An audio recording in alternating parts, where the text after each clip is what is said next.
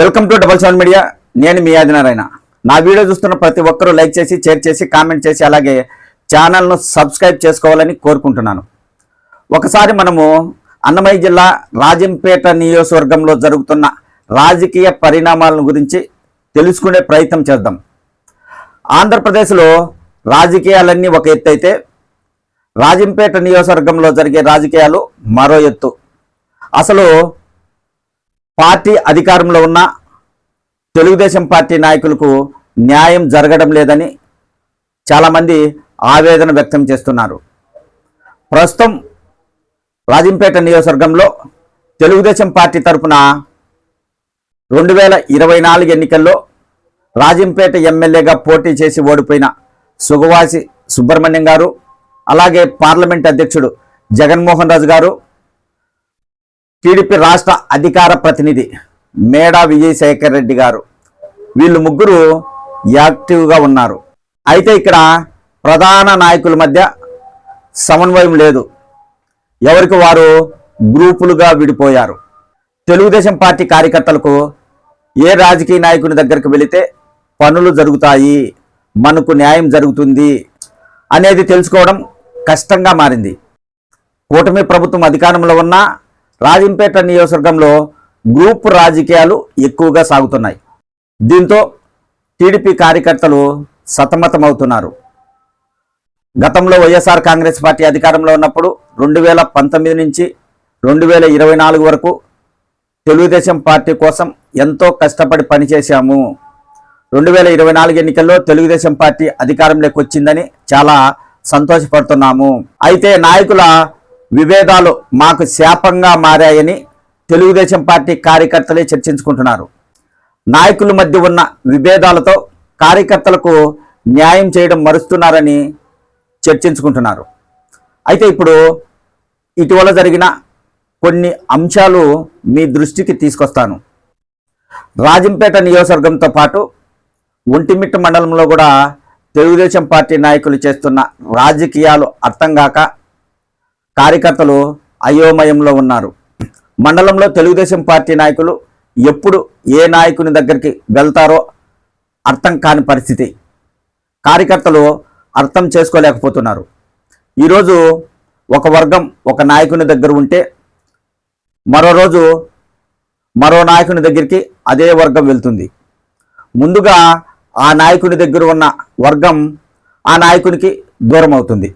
ఇలా ఒంటిమిట్ట మండలంలో చాలామంది నాయకులను మారుస్తూ గ్రూపు రాజకీయాలతో తెలుగుదేశం పార్టీని నమ్ముకున్న కార్యకర్తలకు న్యాయం చేయలేకపోతున్నారు అనే చర్చ ఒంటిమిట్ట మండలంలో విస్తృతంగా సాగుతుంది.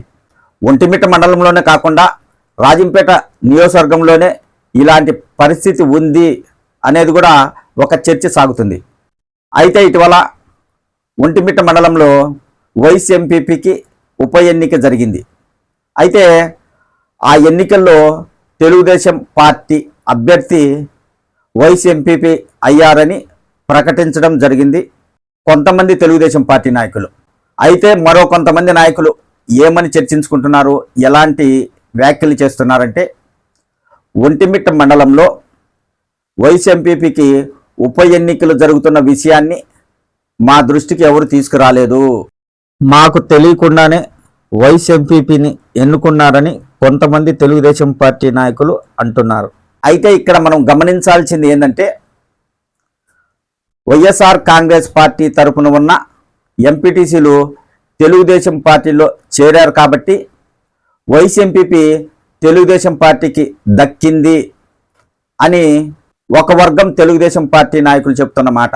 అయితే ఇక్కడ మరొక విషయం ఏంటంటే, వైఎస్ఆర్ కాంగ్రెస్ పార్టీలో ఉన్న ఎంపీటీసీలు తెలుగుదేశం పార్టీలో చేరారా, లేదా తెలుగుదేశం పార్టీ కండువా ఏమైనా వాళ్ళు కప్పుకున్నారా?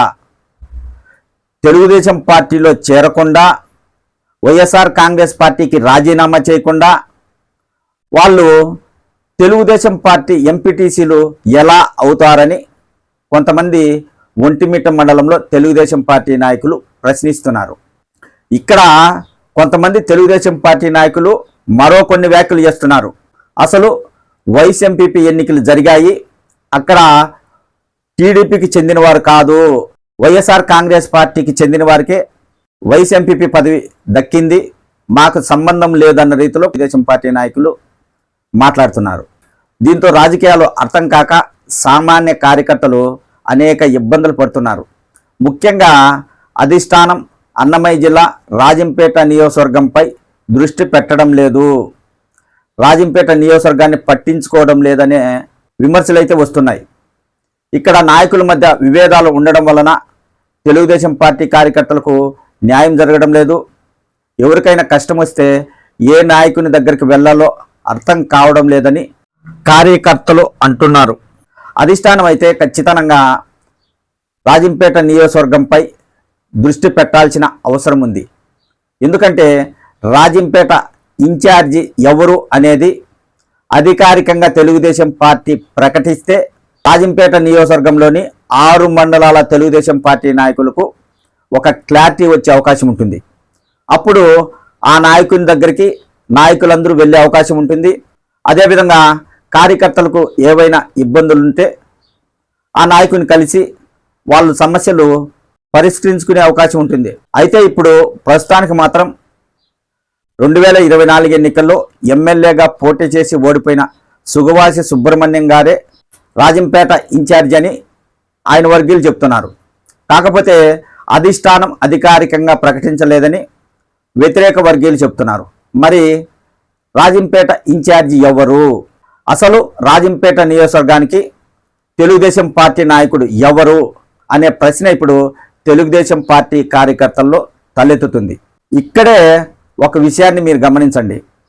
అదేంటంటే ఒంటిమిట్ట మండలంలో వైస్ ఎంపీపీకి ఉప ఎన్నికలు జరిగాయి.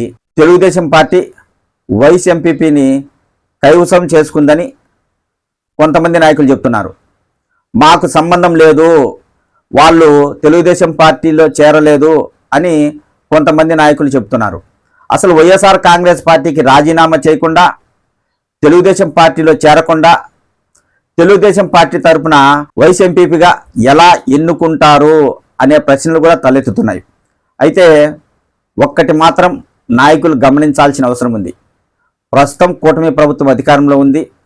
రాజంపేట నియోజకవర్గంలో ప్రధాన నాయకులు వర్గభేదాలు, గ్రూప్ రాజకీయాలు వదిలిపెట్టి కార్యకర్తలకు మంచి చేసే విధంగా అడుగులు ముందుకు వేస్తే ఖచ్చితంగా ఆ నాయకుడిని కార్యకర్తలు గుర్తిస్తారు అనే విషయాన్ని నాయకులు గమనించకపోతే రాబోయే రోజుల్లో కూడా రాజంపేట నియోజకవర్గంలో తెలుగుదేశం పార్టీ నష్టపోయే అవకాశం ఉంటుంది.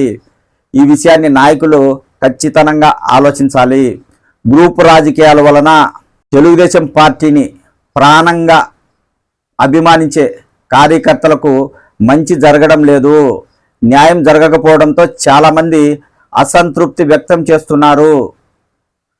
ఏ పార్టీకైనా కార్యకర్తలే బలం అనే విషయాన్ని నాయకులు గుర్తించాలి. మనం ఇక్కడ ఇంకో విషయాన్ని కూడా గుర్తు చేసుకోవాలి. ముఖ్యమంత్రి చంద్రబాబు గారు మాత్రం వైఎస్ఆర్ కాంగ్రెస్ పార్టీ నాయకులను తెలుగుదేశం పార్టీలో చేర్చుకోవద్దు అని చాలాసార్లు ఆయన చెప్తున్నారు. అయితే అధిష్టానం మాటలు కాదని ఒంటిమిట్ట మండలంలో వైఎస్ఆర్ కాంగ్రెస్ పార్టీ ఎంపీటీసీలను తెలుగుదేశం పార్టీలో ఎలా చేర్చుకుంటారు అని కూడా ఒక చర్చ సాగుతుంది.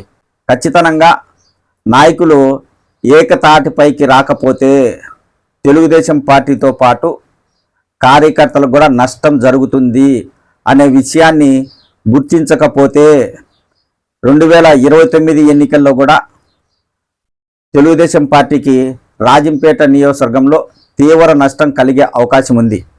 కూటమి ప్రభుత్వం అధికారంలో ఉంది కాబట్టి నాయకులందరూ కార్యకర్తలకు మంచి చేసే విధంగా పనిచేస్తారని ఆశిద్దాం.